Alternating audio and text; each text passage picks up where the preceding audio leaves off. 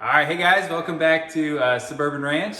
Today we're working on our 1990 GMC 1500 and we're still battling a soft brake pedal. So we've done a couple of projects already and there's previous videos on our channel. The first idea we had was a bad master cylinder. So we replaced the master cylinder. It got a little bit better, but the brake pedal is still pretty soft. The second idea that we had was, well, it could be badly adjusted rear brakes.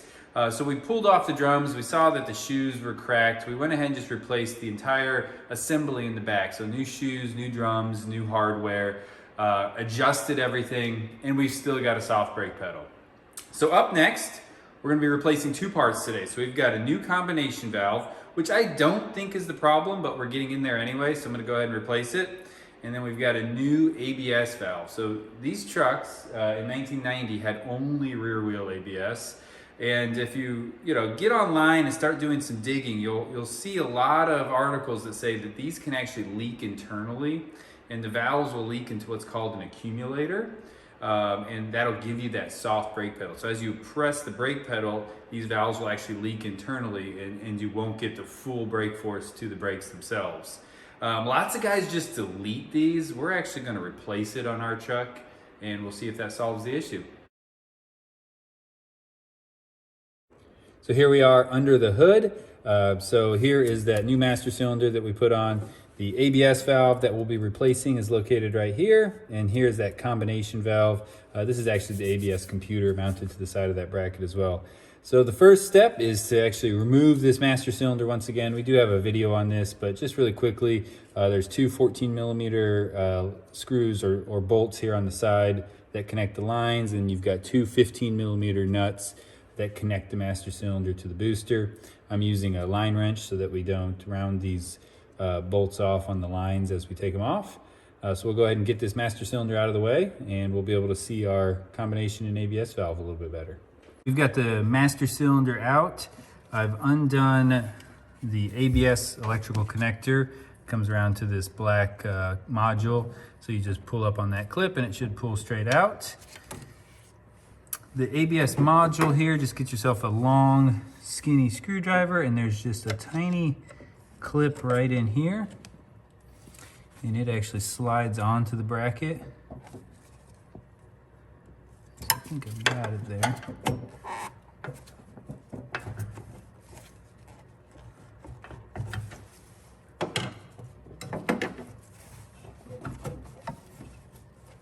There we go.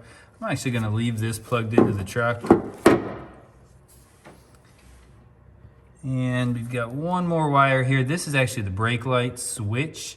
So inside of this combination valve, you have your front and your rear brakes, and there's a little switch inside so that if you've lost front or rear brakes, that little switch goes off center and will trip your brake light inside. So I think this just pulls straight off.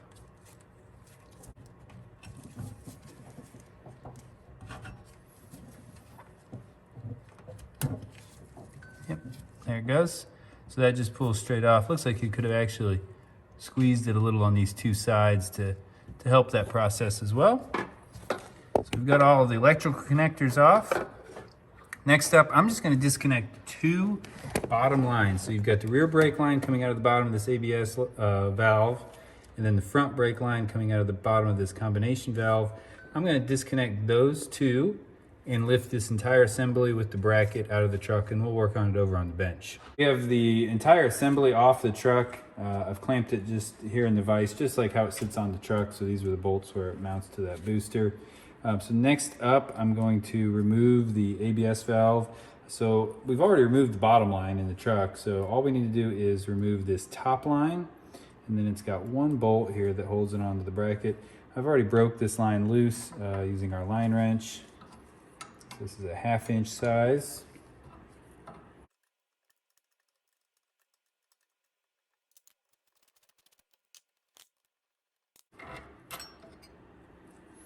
So there we go. ABS valve's off the truck. We actually do have to send this in for a core, but obviously we haven't damaged anything, so we should get our full refund back. Next up, we'll work on removing this combo valve from the bracket. I've mounted the bracket in the vise here. Next up, I'll remove the two top lines I've already broke them loose with the line wrench. So we'll go ahead and just unscrew these.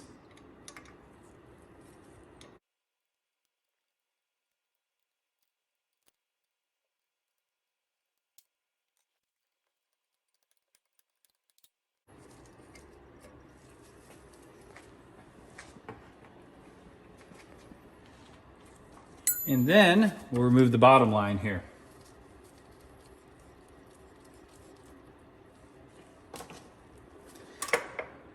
So now we've got just our combination valve and the bracket, just as an assembly here. Next up, we need to remove the combination valve from the bracket itself. So this is actually swaged, is what they call this. So the aluminum of the combination valve comes through a slot in this bracket, and then it's stamped to hold it to the bracket. So I'm going to be using a really thin little scraper or chisel and a hammer to kind of push the aluminum back on both sides so that we can pull this combination valve and reuse our old bracket. I was not able to find a new bracket for this truck. When you search for the part number that with the combination valve that includes this bracket, it's been discontinued. So I think your best bet is to reuse your old bracket. I initially thought we could just chisel this swage off, but it's really smashed out pretty good. It's a lot different than the new one was. So I'm actually switched over. I'm just going to try to file it down until it's even with the bracket itself, and then we should be able to just drive it right out of the bracket.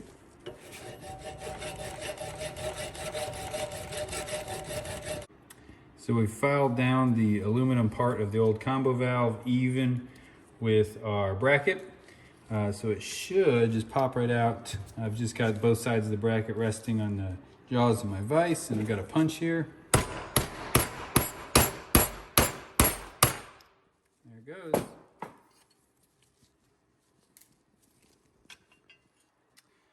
So there you go. Now we can clean this bracket up. Obviously, we'll probably paint it before putting it back on the truck. And we can do the same thing with our new combo valve. So we'll put it in there and mushroom it out to hold it in the bracket. We've got a fresh coat of paint on our bracket and the combination valve here. So the way that this attaches is this little tang that sticks out of the bottom. So that comes up and through this hole in the bracket. Now the original one was probably put in a press or something, and it was kind of sandwiched out to hold it in that hole. We're going to try something a little bit different here. So what I did was actually cut just a small groove down the center line of this little tang that sticks out. We're going to put it through the hole in the bracket, and I'm going to use just a really narrow flat-bladed screwdriver, and we'll stick it in that groove, and I'll try to torque it so that we sandwich it out wider, which hopefully will pinch it in that groove. So we'll give it a try. We've got our combination valve mounted in the bracket. I did try that screwdriver method by rotating that thin flat-bladed screwdriver to try to spread this tang and lock it in the bracket. And we really weren't able to spread it quite enough. So ultimately I just used a little punch and just kind of worked both sides out a little bit. So you can kind of see what I did there in the video. And now it's really, really rigidly mounted in there. And so I think that should do the trick. So, time to reinstall the lines on our combination valve and get our ABS valve back onto the bracket. So we'll start with this line on the bottom.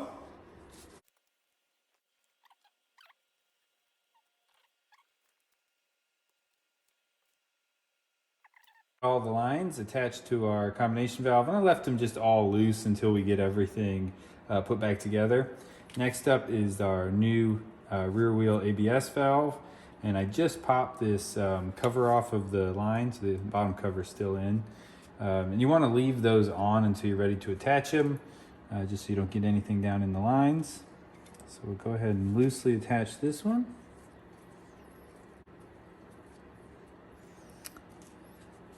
And we'll put our bolt in.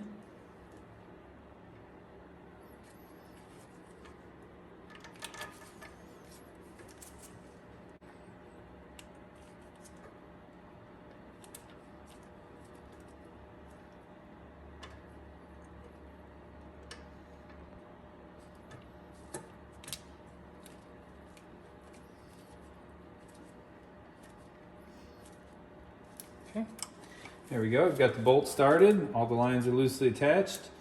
So I think we can snug up this line at this point. So we'll go ahead and snug up this bolt and snug up this one line. And then we should be ready to set it back in the truck.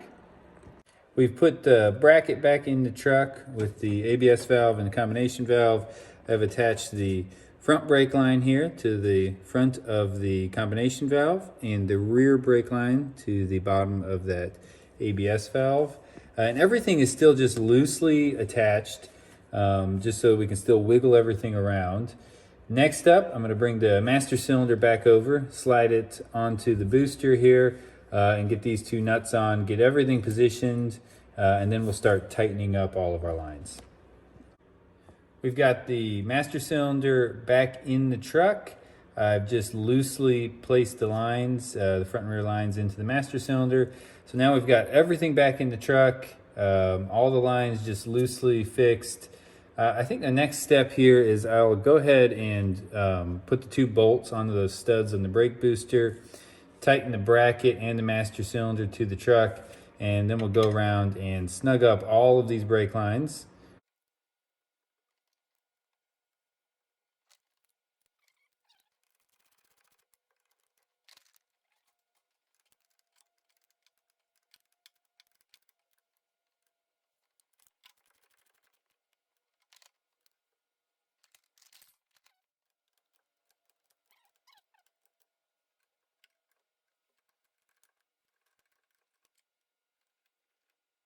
Got all the lines tightened, going out of our master cylinder into our combo valve and into our ABS valve. Next up, I'm going to slide our ABS control module back onto our bracket here. Should just snap into place like that. We've got our little warning light switch indicator here. Should just pop on.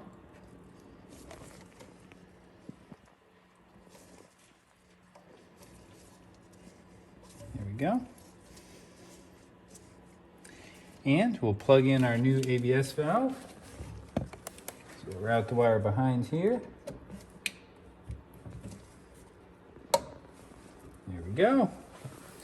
So that is the system completely installed.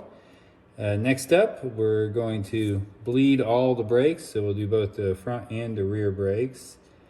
I wanted to show you guys my bleeding setup. So I'm using a Motive power bleeder, and I just have air in the canister. I don't actually fill it with fluid. So basically I'm just pressurizing the top of the master cylinder. I'm using their adapter that works with rectangular style master cylinders. So basically it's a plate of aluminum with a sheet of rubber on the bottom that seals up. And I just pump it up to, I don't know, somewhere between 5 and 10 PSI. And then we'll go through and bleed the brakes, starting at the furthest one from the master cylinder. So I'll start at the passenger side rear, then we'll do the driver's side rear, then the passenger side front, and the driver's side front. And we'll make sure to keep an eye on the fluid level in the master cylinder and top it up anytime it's getting low.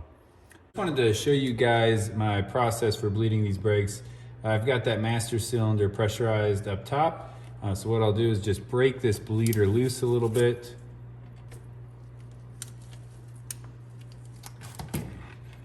Got a little bleeding bottle here.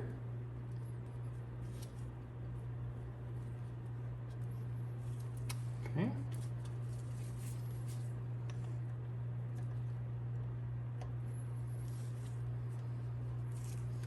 So you can see the fluid coming out. So we'll have all fluid here initially because the air bubbles are up by the master cylinder where we placed our new valve. So if we let this run for a minute, we should start to see air bubbles coming out.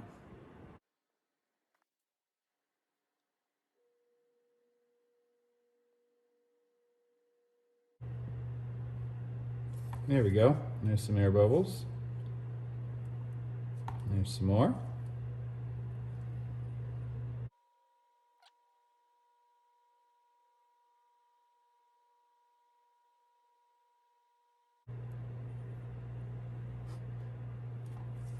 All right, so our bottle's almost full. We can get a little tiny bubble here and there. I'll go ahead and close this up. We'll check the level of our master cylinder and repeat it again. Make sure we've got no bubbles coming out, and we'll do the other side. So we've got the brakes bled, the pedal's starting to get firm, but we have an issue going on. So our combination valve that we installed, so this is the new combination valve. We've got the front brake line coming in, the rear brake line coming in, and then in the middle of the two is where this switch plugs in. This is the switch that trips your brake light on the dash. And if you look really close down here, you can see just a ring of brake fluid around that switch. So do you know where you don't want brake fluid on your combination valve? In the electrical switch. So I've already taken this apart, dried it out, put it back together, and it filled right back up again. So we've obviously got a bad O-ring or just some bad machining going on here. And I just want to shed a little bit of light on what I think is going on. So if you look for a combination valve for a Chevy truck of this generation, so the 88 to 94, you'll find that the GM part has been discontinued. The AC Delco part has also been discontinued, and we'll link those part numbers in the description. And if you kind of dig in through the forums, you'll find a lot of people are using this part number, so 172-2069. So this is an AC Delco proportioning, or not proportioning, but a combination valve for an S10 pickup. And you can see the way that this is advertised. So this is advertised as a GM original equipment brake combination valve. To me, I was a little bit suspicious when we first took this out of the box. It just came in this plain white box with an AC Delco, allegedly AC Delco sticker on it. The machining on that combination valve really was not that great. We did go ahead and install it, but as you can see, it's leaking and it's really just not of great quality. I've went online, looked high and low, and really there are no other manufacturers building this combination valve. The only thing I can find are these knockoff valves. Some of them advertise as AC Delco and some advertise as other brands. But when you look at the pictures, they all look identical. So I think our best course of action is actually to take our old combination valve, send it out to be rebuilt. So new O-rings, cleaned up, polished, on the inside of it polished. And then reinstall our old combination valve here. I do think the work that we've done in this video will solve our soft brake pedal, but we're gonna have to wait until we have that rebuilt combination valve back. So please do like or subscribe. We will follow up once we get our rebuilt combination valve back and let you guys know how it turned out.